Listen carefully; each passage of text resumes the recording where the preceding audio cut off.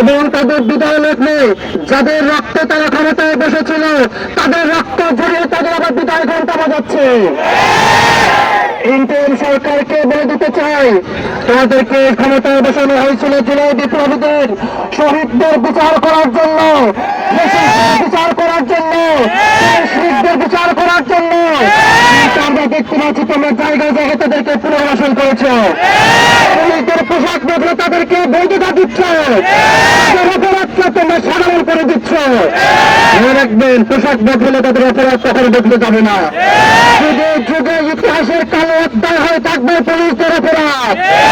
ময়লা দিলে যেমন ময়লা যায় না, তেমনি পুলিশদের অপরাধ মুছে যাবে না।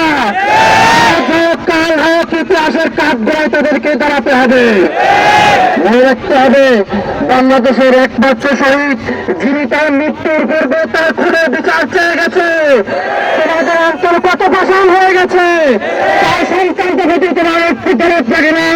যে ভাই দেশের জন্য রক্ত দিল, তোমরা দেশপ্রেমিক বলে চিনল, অথচ একটা দেশপ্রেমিক তাকে রাস্তার উপরে শহীদ করা হলো, তার বিচার নিয়ে তোমরা বিলম্বী করতেছ। আজকে দেখলাম মিছিল পরে যখন তাদেরকে হামলা করা হলো, হামলার পরে সন্ধ্যার পরে প্রধান উপদেষ্টা বার্তা দিল, আমরা 8 তারিখ জাতিসংঘে বার্তা পাঠাবো। এই বার্তা তোমরা আগে দিতে পাঠা কোথায় ছিল? তোমাদেরকে দিতে হবে। আজকে মনে রাখবেন, পুলিশ বাংলাদেশের একটা বাহিনী, যেখানে এখন একটা সৎ এবং দেশপ্রেমিক পুলিশ এক দলে, আর একটা আওয়ামী লীগ পুলিশ এক দলে। পুলিশদেরকে বাংলাদেশের পুলিশ বাহিনী থেকে অপসারণ করতে হবে। যারা সুযোগ পেলেই তাদেরকে জুলাই বিপ্লবীকে আঘাত করে।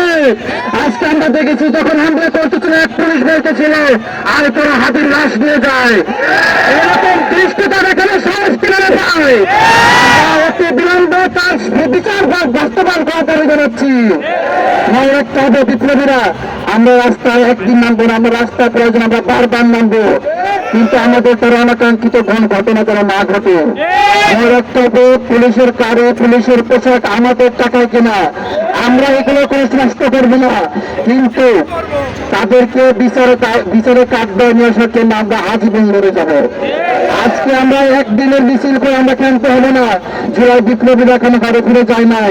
ইন্টারিমকে মনে রাখতে হবে, আওয়ামী লীগ ফ্যাসিস্টদেরকে মনে রাখতে হবে, জুলাই বিপ্লবীরা তাদেরকে ঘরে রাখা আবদ্ধ রাখা যাবে না, তারা ঘরে আটকে থাকবে না। যখনই দেশের উপর, দেশের মানচিত্রের উপর, সার্বভৌমত্বের উপর, দেশপ্রেমিকদের উপর যখনই আঘাত আসবে, জুলাই বিপ্লবীরা আবার রাস্তায় নেমে আসবে। আমি সংগ্রামী ছাত্রদেরকে, বিপ্লবী ছাত্র বন্ধুদেরকে ধন্যবাদ জানিয়ে আজকের বিক্ষোভ পরবর্তী সমাবেশ এখানে সমাপ্ত ঘোষণা করছি। আবারও যে কোনো সময় রাজপথে নিয়ে আসার আহ্বান রেখে বিদায় নিচ্ছি। আসসালামু আলাইকুম রহমতুল্লাহ।